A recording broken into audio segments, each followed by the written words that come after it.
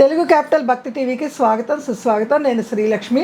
ఈరోజు మనతో సంస్కృత పండితురాలు, గోల్డ్ మెడలిస్ట్, కవయిత్రి, రచయిత్రి, ప్రముఖ ఆధ్యాత్మికవేత్త డాక్టర్ శ్రీమతి కుప్ప విజయశ్రీ గారు మనతో ఉన్నారు. విజయశ్రీ గారు నమస్కారం అండి. నమస్కారం శ్రీలక్ష్మి గారు.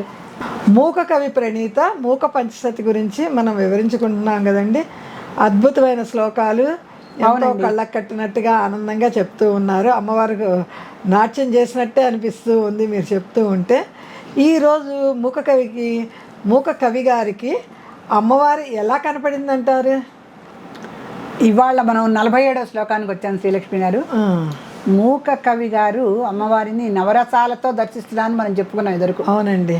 ఈ నవరసాలను మించిన ఒక చిదైక రసం అని ఉంటుందండి. చిత్ ఏకరసం. అది చిత్ అంటే జ్ఞానరసం. చిత్ అంటే జ్ఞానం కదా.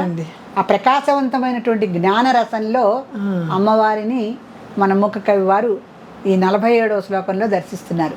అంటే నవరసాలంటే ఒకసారి కరుణామూర్తిగా కనిపిస్తుంది, ఒకసారి శృంగారమూర్తిగా కనిపిస్తుంది, ఒకసారి దుష్ట శిక్షణప్పుడు రౌద్రమూర్తిగా కనిపిస్తుంది.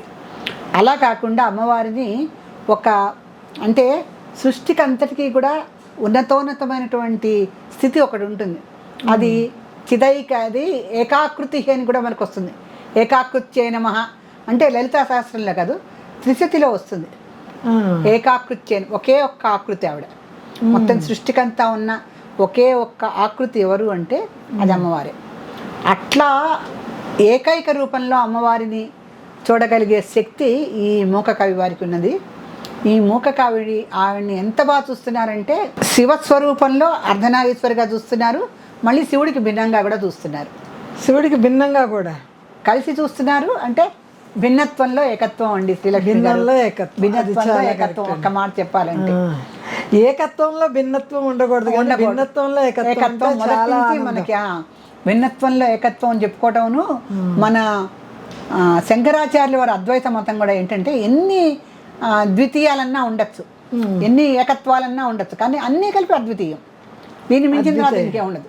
ఈ అద్వితీయం తర్వాత ఇంకే ఉండదు. అందుకని ఈ అద్వితీయం ఎప్పుడైతే వస్తారో రెండోది లేదు అన్నప్పుడు అదే అద్వైతం అయింది. అద్వైత సిద్ధాంతం అదే. నా ద్వితీయ ఇది అద్వితీయ. ఆ అద్వితీయమే అద్వైతం.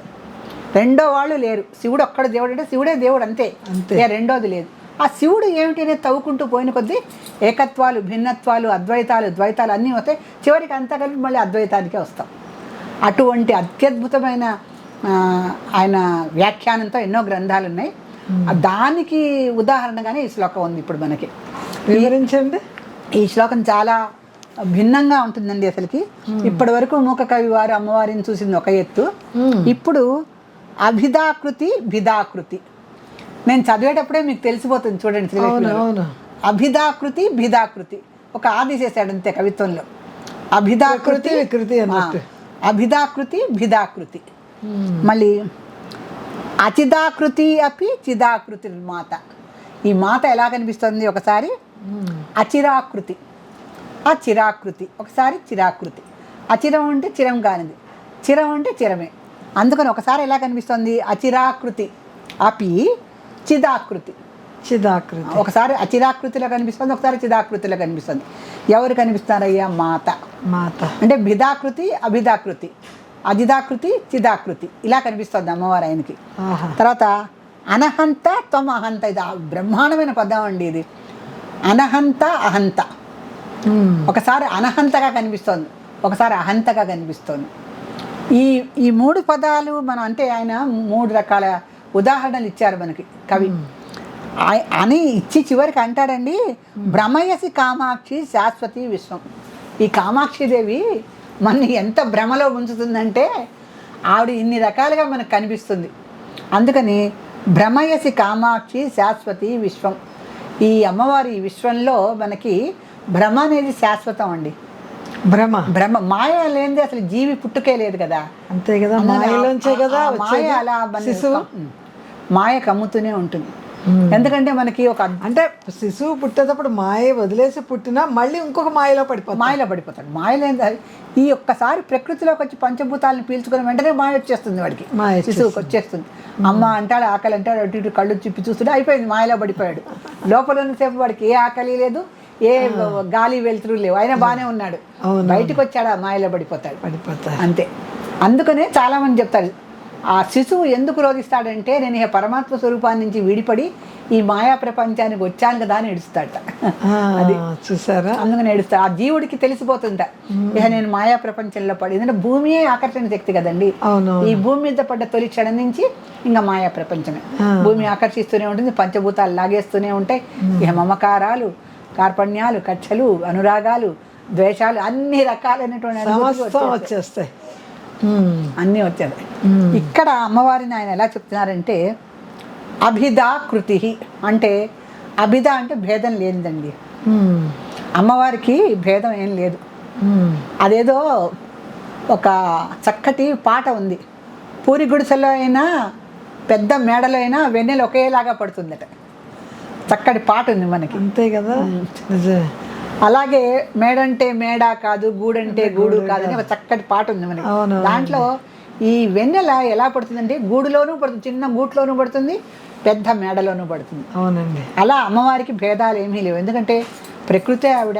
అవునండి. వెన్నెల విషయం తీసుకుంటే ఆవిడ చక్కటి చంద్రకళను ధరించి ఉంటుంది. అష్టమి చంద్ర విభ్రాజ దళిక.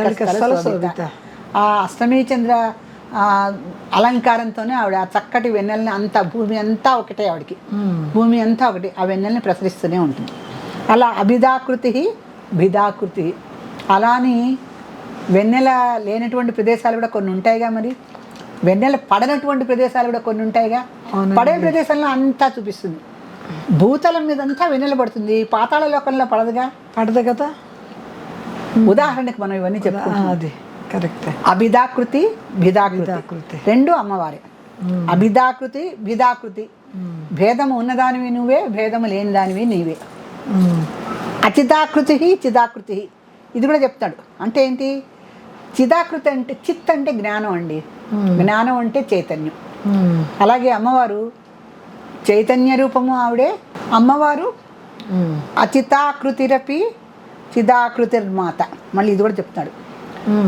చిత్ అంటే జ్ఞానం, చిదాకృతి నువ్వే, అచిదాకృతి నీవే. చిత్ అంటే జ్ఞానము అంటే చైతన్యం అని కూడా అర్థం. చైతన్యమే జ్ఞానం గనక ఒక చైతన్య రూపం అమ్మవారండి, ఒక జడ రూపం శివుడు. జడ చైతన్య రూపం అమ్మవారు, స్థాణువు కదా, స్థాణువు కదా శివుడు. అవునవును, శివుడు స్థాను రూపమే, చైతన్య రూపం అమ్మవారు. అవునండి. ఆయన లింగ రూపిధారి, ఈవిడ శ్రీచక్రం. శ్రీచక్రం గిరగిర చక్రం తిప్పేస్తూ గిరగిరా చక్రం తిరుగుతుంది. స్థాన రూపంలో లింగాకారంలో ఉన్నది శివుడు. అందుకని అచితాకృతి చిదాకృతి. అలానే శివుడు ఈవిడ కాకుండా పోతుంది. ఈవిడ శివాని, ఆయన శివ. ఈవిడ భవాని, ఆయన భవుడు. ఈవిడ రుద్రాని, ఆయన రుద్రుడు. ఇద్దరు ఒకటే కదా, ఒక అక్షరం తేడాతో. అందుకని చిదాకృతి అజితాకృతి, బిదాకృతి అభిదాకృతి, రెండు నువ్వే అమ్మ అంటే అర్ధనారీశ్వర తత్వం చెప్పాలని ఆయన భిన్న భిన్న ఉదాహరణలు మనకి ఇస్తున్నాడు. ఎలా అంటే చైతన్యము లేకుండా జడత్వంలో ఉన్నదానివి నీవే, చైతన్య రూపము నువ్వే. భేదంతో ఉన్నదానివి నువ్వే, భేదం లేని దానివి నువ్వే. భేదం అంటేనండి మనం ఎన్నో ఉదాహరణలు చెప్పుకోవచ్చు. అమ్మవారికి భేదం లేకపోతే అందరూ అదృష్టవంతులుగా ధనికులుగానే పుట్టాలిగా. అవును కదా. ఆవిడ భేదాలు ఎందుకు చూపిస్తోంది? మన కర్మలు బట్టి, పూర్వకర్మానుసారం బుద్ధినిచ్చింది. ఆ బుద్ధిని సక్రమంగా పెట్టుకోకుండా మనం చేయకూడని కర్మలు, చేసే కర్మలు చేస్తున్నాము. కర్మ ఫలితం అనుభవించడానికి వచ్చేసరికి మానవులకి మాయతో మేము ఎందుకు ధనికులం కాలేదు, మేము ఎందుకు అదృష్టవంతులం కాలేదని వగచుతూ ఉంటారు. కానీ పూర్వజన్మ కర్మలు ఎవరికి గుర్తుండవు. ఆ గుర్తుండకపోవడంతో వాళ్ళు అనుకుంటూ ఉంటారు. అందుకనే భిదాకృతి అభిదాకృతి రెండు ఆవిడే. చిత్రగుప్తుడు అన్నీ రాస్తాడు, ఆయనకు మరుపు ఉండదు. అలాగే ఇంకోటి చెప్తాం, అనహంత త్వం అహంత. ఇది చాలా పెద్ద పదం అండి. అనహంత త్వం అహంత. ఓ కామాక్షిదేవి, అహంతవి నువ్వే, అనహంతవి నువ్వే అన్నాడు. అహంత అంటేనండి దీంట్లో అద్భుతమైన అక్షరాలు దాగున్నాయి. ఆహ, అకారాది హకారాంతం. సాధారణంగా మనం చకారాంతం వరకు ఉంటాం, చకారాంతం తీసేస్తారు వీళ్ళు. అహము అంటే ఏంటి? అకారాంతంతో మొదలయ్యి హకారాంతంతో చివరికి వస్తాం. అహం అంటే నేను.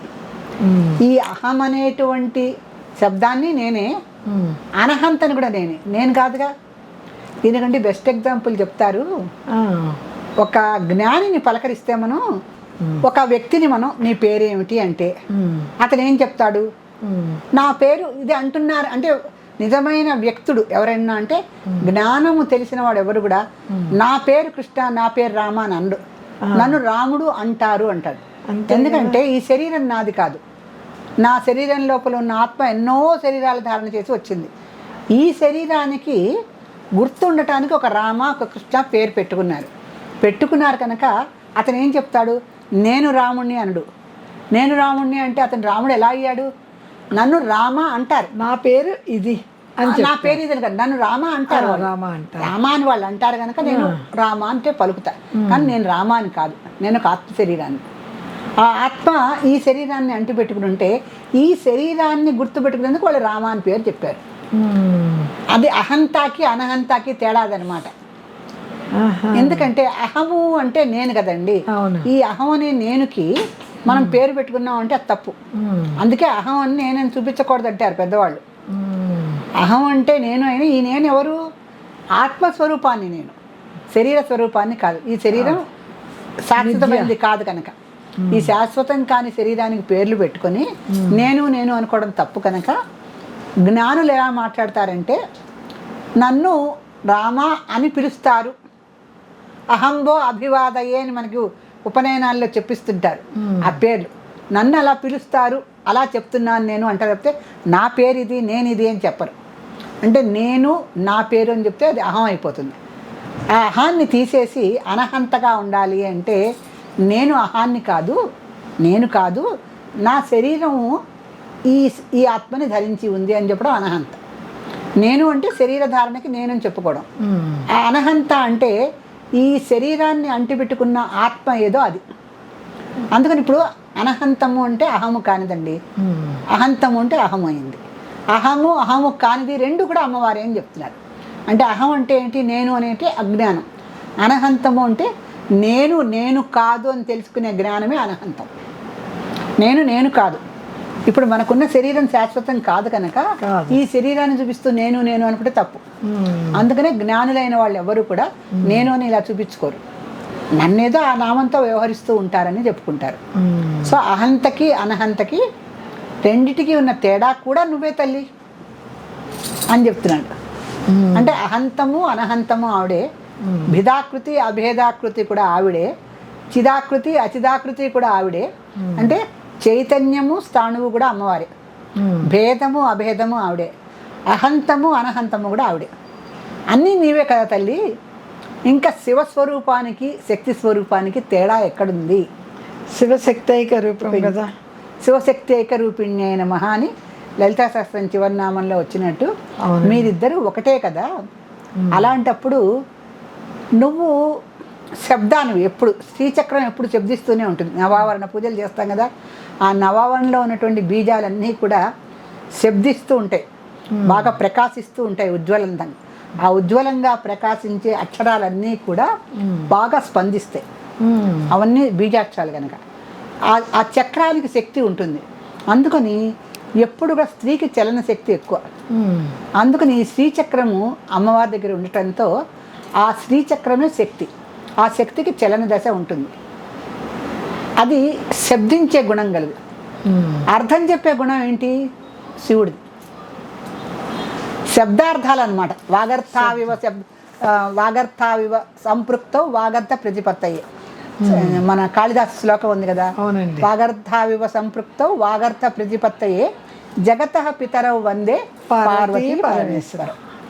ఈ శ్లోకంలో వాక్కుకి అర్థానికి ఉన్న మధ్య సంబంధమే శివపార్వతులని కాళిదాసు చెప్పినట్టు మూక కవి కూడా ఏం చెప్తాడంటే భేదము నువ్వే అభేదము నువ్వే, అనహంతవి నువ్వే అహంతవు నువ్వే, చైతన్యము నువ్వే స్థాణువ్వే నువ్వే, శబ్దము నువ్వే అర్థము నువ్వే.